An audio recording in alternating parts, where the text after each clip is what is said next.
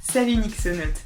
Pourquoi est-ce que je suis passée à 2 livres au lieu d'un pour la suite de mon roman Le Premier Horizon, La Voyageuse?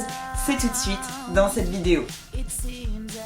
Alors c'est parti pour cette vidéo sur la suite de mon premier roman, Le Premier Horizon, La Voyageuse.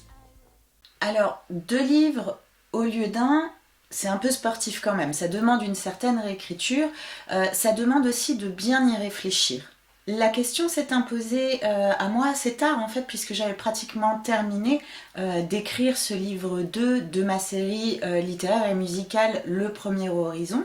Il y a eu donc des questions à se poser. Est-ce que j'avais suffisamment de contenu pour animer 2 livres? Ou est-ce que l'un des 2 livres serait un peu creux, manquerait un peu de consistance? Ça, c'est l'une des questions, c'est l'une des premières questions que je me suis posée. Parce que faire 2 livres, finalement, c'est est-ce que je vais faire 2 romans ou est-ce que je vais faire un roman et une nouvelle pour amener certains éléments ou est-ce que je vais remanier mon histoire pour qu'elle tienne en un seul volume? Alors cette 3e option pour moi elle n'a pas été possible parce que mes personnages avaient des choses à me raconter. Alors ils en avaient vraiment pas mal et comme je le dis souvent ils sont assez bornés, donc quand je les écoute pas ils savent se faire entendre quand même.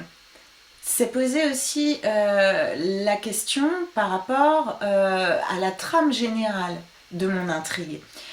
C'est-à-dire que ma trame générale est déjà créée, la fin est déjà écrite et les fins intermédiaires qui mènent jusqu'à cette fin générale sont écrites également.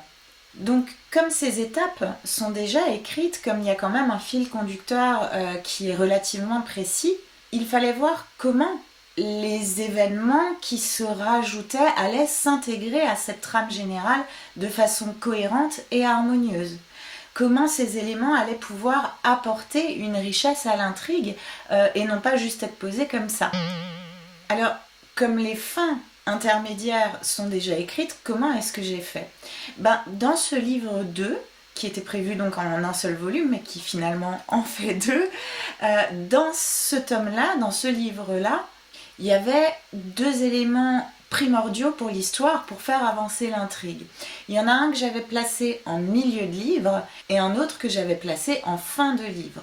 C'était donc la vraie fin intermédiaire et entre les deux, il y avait ce signet qui finalement méritait bien plus que d'être un signet. C'est un élément que j'ai voulu étoffer, qui a beaucoup plus d'importance que ce que j'ai bien voulu penser à la base. Tout ça, ça a demandé un travail de réécriture, mais aussi de revoir certaines temporalités, de revoir un petit peu certaines chronologies de cette histoire. Il y a certains personnages qui étaient plus en retrait et qui ont pris de l'importance dans cette seconde partie et qu'ils méritent très clairement. En effet, l'histoire des Proténéturis et même leur fonctionnement demandait d'avoir plus d'attention et d'être plus exploité. C'est-à-dire qu'il y a une profondeur à cet endroit qui est beaucoup plus importante que ce que j'aurais pu penser. En tout cas, à la base, je pensais que certains éléments pouvaient être survolés. Et finalement, j'ai trouvé ça dommage. L'histoire des Proténéturis méritait vraiment d'être exploitée. De filer certaines choses, certains éléments et certains détails jusqu'au bout et d'aller voir même au-delà ce qui se présentait à moi. Un personnage qui prend de l'ampleur ne doit pas forcément éclipser les personnages qui sont déjà en place. Ils doivent être amenés de façon harmonieuse et prendre de la place de manière cohérente. Ce qui m'a aidé dans cette démarche, ça a été de bien construire les fiches de mes personnages, mais aussi les fiches qui m'ont permis de créer mon univers. À partir de là, j'avais déjà les détails à intégrer à mon histoire, mais aussi en tête le fonctionnement de ces personnages. Leur caractère, leur passé, leurs expériences, leur état d'âme, leurs atouts, mais aussi leurs défauts. Il y avait aussi une richesse à exploiter au niveau des relations interespèces, au niveau de la diplomatie, au niveau des histoires aussi, des corrélations entre les histoires de ces peuples. Il y a des éléments qui vont permettre aussi d'avancer dans cette histoire, d'expliquer certaines choses qui se passent au moment de l'histoire, comment on en est arrivé là. C'est-à-dire que dans cette suite, on va commencer aussi à mettre le point sur certains éléments qui étaient déjà amenés dans le tome 1, La Voyageuse, et qui vont avoir une importance capitale pour le dénouement général de mon récit. Pour certains, ils trouveront une finalité dans cette suite, pour d'autres, ils vont perdurer tout au long de l'histoire. Côté musique, il y a eu pas mal aussi pas forcément de changements, plus des choses qu'il a fallu intercaler en termes d'émotion. C'est-à-dire que, encore une fois, ces musiques, je les ai composées par rapport aux émotions que je ressentais et que je voulais véhiculer par l'histoire que je proposais. Donc forcément, il y a des points qui ont donné d'autres nuances. Tout ça, ça se ressent au niveau de la composition, ça se ressent dans l'interprétation, ça se ressent dans le message qu'on veut faire passer aussi à travers le texte du morceau.